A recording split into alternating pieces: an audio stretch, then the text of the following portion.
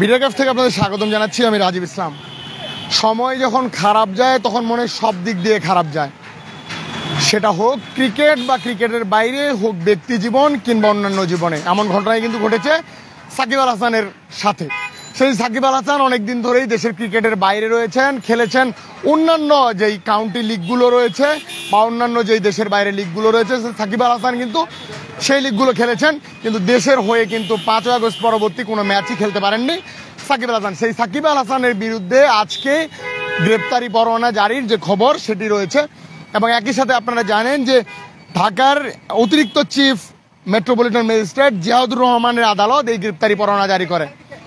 মোট 4,14,57,000 টাকার চেক ডিজনারের মামলা করে, এবং আইএফআইসি ব্যাংকে যে চেক ডিজনার হয়েছে সাকিব আল হাসান সহ অন্যান্য আরও 4 জনের বিরুদ্ধে এই সমন জারি করে আদালত। আপনারা যেমনটি জানেন, আসলে সাকিব আল হাসান কিন্তু অনেকদিন ক্রিকেটের বাইরে, চলছে বিপিএল এর দামামায় কিন্তু কাঁপছে এখন চট্টগ্রাম শহর।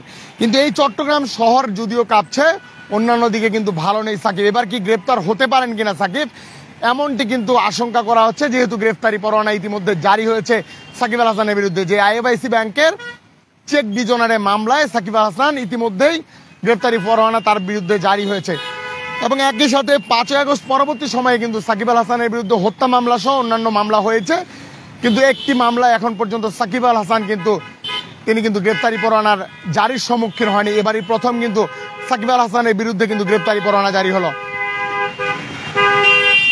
এবং এই গ্রেপ্তারি পরোয়ানা জারির মাধ্যমে কিন্তু সাকিব আল হাসান অনেকখানি কিন্তু আসলে একটা দুশ্চিন্তার মধ্যে পড়ে গেলেন। এর আগে যদিও মামলাগুলো হয়েছিল বিসিবি থেকে এবং সরকারের পক্ষ থেকে জানানো হয়েছিল যে আসলে যে মামলাগুলো হয়েছে সেই মামলাগুলো অবশ্যই আরও যাচাই বাছাই করা হবে, এবং যাচাই বাছাই পরবর্তী আইন উপদেষ্টা পর্যন্ত বলেছিলেন যে আসলে যেগুলো মামলা অনেকগুলো মামলা করেছেন, যেগুলো মামলা আসলে অনেকেই মামলাগুলো না বুঝে বা না জেনে অনেকে মামলা করেছেন, কিন্তু এই মামলাগুলো যাচাই বাছাই করা হবে, যাচাই বাছাই পরবর্তী কিন্তু এই মামলাগুলো সম্পর্কে কিন্তু আসলে বিস্তারিত জানা যাবে। কিন্তু এবার কিন্তু সাকিব আল হাসানের বিরুদ্ধে যেই গ্রেপ্তারি পরোয়ানা জারি হয়েছে, সেই গ্রেপ্তারি পরোয়ানা কিন্তু চেক ডিজনার, যেই 4 কোটি টাকার যেই চেক ডিজনার হয়েছে, সেই চেক ডিজনারের ক্ষেত্রে কিন্তু এই গ্রেপ্তারি পরোয়ানা জারি হয়েছে।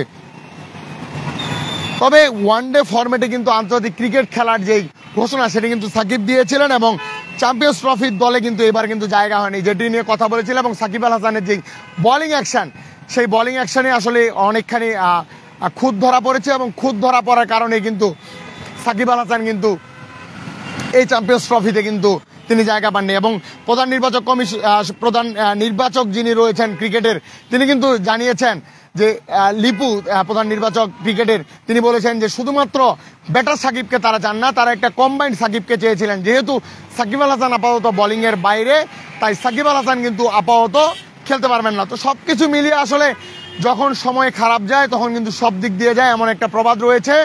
এই প্রবাদটি আসলে কিন্তু এখন সাকিব আল হাসানের জন্য প্রযোজ্য হচ্ছে, যে সাকিব আল হাসান আন্তর্জাতিক ক্রিকেটের বাইরে রয়েছেন, বাংলাদেশের পক্ষে হয়ে অনেক দিন, ইতিমধ্যে হত্যা মামলা সহ অনেকগুলো মামলা হয়েছে। সেই সাকিব আল হাসান কিন্তু আরেকটি মামলায় গ্রেফতারি পরোয়ানার সম্মুখীন হচ্ছেন, এবং এবার কি তাহলে আসলে সাকিব আল হাসান কি গ্রেফতার হচ্ছেন কিনা সেটি কিন্তু এখন ভাববার বিষয়।